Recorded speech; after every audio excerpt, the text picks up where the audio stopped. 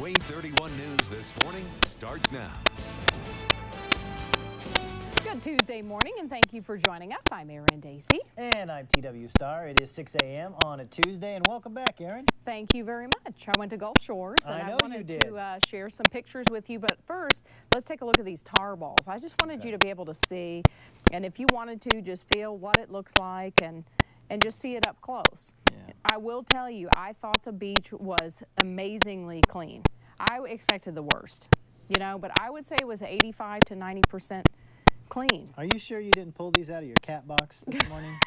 I'm wondering. Positive. Yeah, I'm that positive. actually is from the.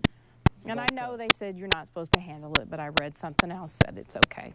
Okay. But, I expected a lot worse in Gulf Shores. I thought it was going to be a whole lot worse. I would say you saw little patches of something like this, and I brought some pictures so that I could show you specifically. Okay. And then you see some kind of rustish color paprika. It looked like somebody just sprinkled paprika on top of the sand in different parts.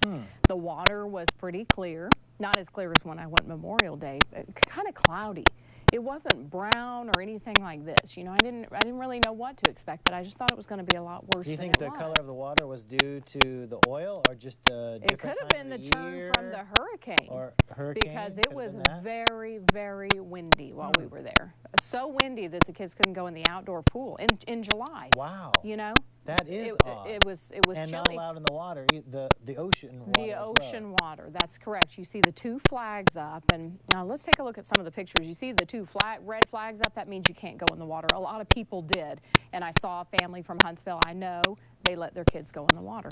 But right here is boom that has washed up, and this is that stuff that they try to cordon it off. They try to keep it out and so that the oil doesn't come into the Oh, I see. So beach. this was actually out in the water a ways At out. one point it washed up. Yes, okay. That's what they, when you see the big long lines of stuff, that's what it is. It's called boom. Okay.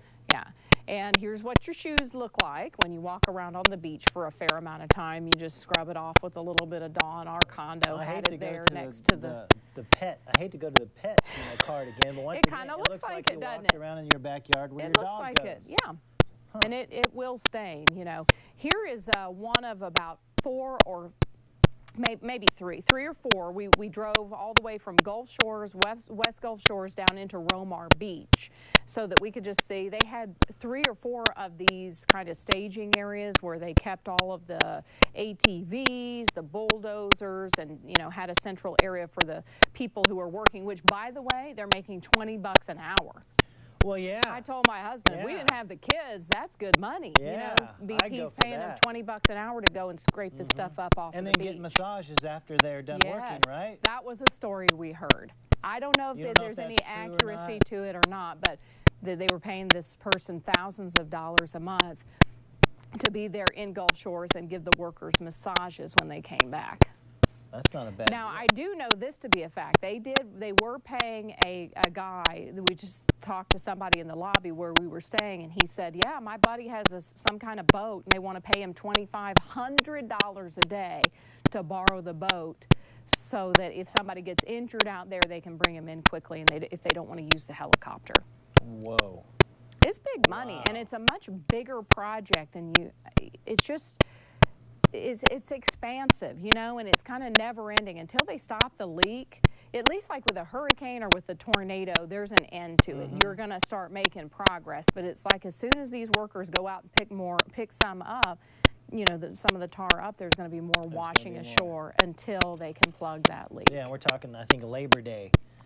Right. Are the thoughts right now for when it's actually going to stop, and then there'll hopefully be an end and everything can recover. But the thing that broke my heart the most about it, and Gary was saying that he's heard of this business called Cotton's. It's a restaurant that's been there for 30 years, was closed down because they don't have anything to serve. That's what breaks your heart, is seeing the businesses really suffering. And this was a big holiday weekend for them. Oh, sure. July 4th, absolutely. Thousands of people down there every year, and then a lot of people changing their plans. It's a tough situation. But you know what? I've talked to a lot of people on Facebook that are going. I guess they're just like us. I want to see for myself. Yeah. Or, surely it's not that bad. And if you're somebody like me who doesn't really want to go in the water anyway, I have a thing because my sister was attacked by by a stingray growing up in Texas. So I'm not a water person anyway. I like to look at the water. You want to stay out. Yeah. No, the kids were kind of upset. They wanted to go in the water, but they were just as happy at the pool. I'm here to tell you. So if you want to bargain, and it's just not as bad as it's not as bad as it's portrayed. I think if you go down there yourself and look, I just didn't think it was that bad. The beach is beautiful.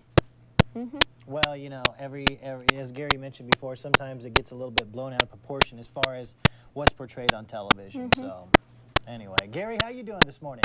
Fine, enjoying the conversation over there. I tell you what, check the gas and fill up with the gas and check the oil, right? That's what I always say. And I'll get some phone calls from some people that called me last week when I was making a joke about the oil. Don't joke about the oil. You have to laugh. You have to laugh, otherwise you're going to cry. Yeah. I mean, you know, it really is sad, the businesses. I was very, very sad to see that. The restaurants, there were not normally it'd be probably an hour and a half to 2 hour waits at these places. Around the time we were going at 6:30, you could get a table really easily. And we had 7 in our group. Wow. Yeah. Well, we've had thunderstorms down there for the last 2 or 3 days along the coastline. You just missed them, Erin. I did. We were leaving town, and here came the rain. That's the second time that happened. Memorial Day, same thing. We were leaving town. I'm telling you what, I'm living right. You are living right.